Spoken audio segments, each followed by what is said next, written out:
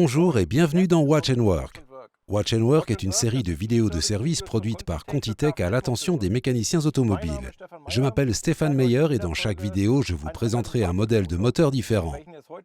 Suivez-moi. Ces vidéos présentent à tous les réparateurs professionnels les différentes étapes clés de cette intervention.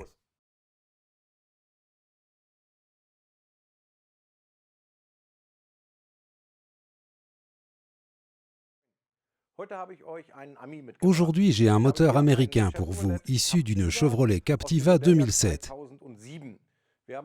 Il dispose d'un moteur 2 litres 150 chevaux avec le code moteur Z20S. Pour ce moteur, il nous faut utiliser le kit de distribution CT1121K1 et les outils suivants.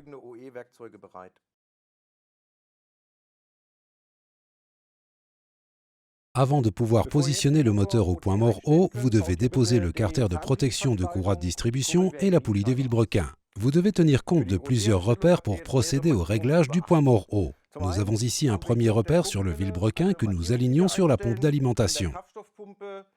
Vous devez déposer la pompe à vide et insérer un outil à la place. Pour le vilebrequin, nous avons ici une vis à sa partie inférieure que nous allons également remplacer par un outil. En premier lieu, le moteur doit être réglé à environ 5 degrés avant le point mort haut.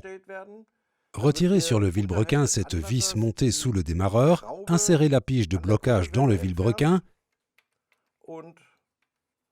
et amenez le moteur au point mort haut de manière à ce que la pige s'engage complètement dans le vilebrequin.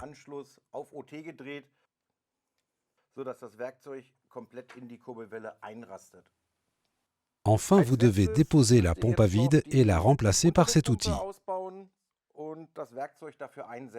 Maintenant, il vous faut détendre le galet tendeur, déposer la courroie de distribution et procéder au remplacement des composants.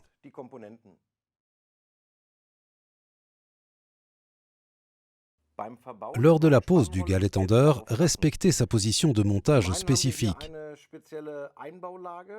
Nous avons ici un premier axe qui doit être aligné avec cet alésage-ci. Et là, un second axe qui doit être inséré dans cet alésage.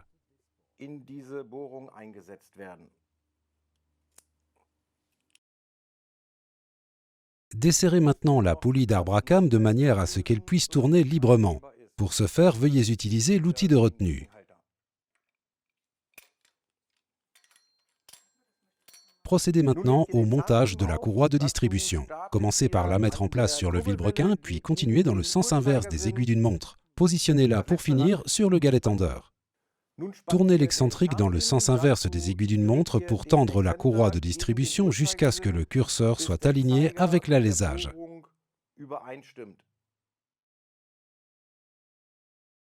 Serrez maintenant la vis de l'arbre à cames à l'aide d'une clé dynamométrique et d'un outil de retenue, déposez les piges de blocage et faites accomplir 2 tours au moteur dans son sens de rotation, réglez-le au point mort haut et contrôlez de nouveau la tension de la courroie.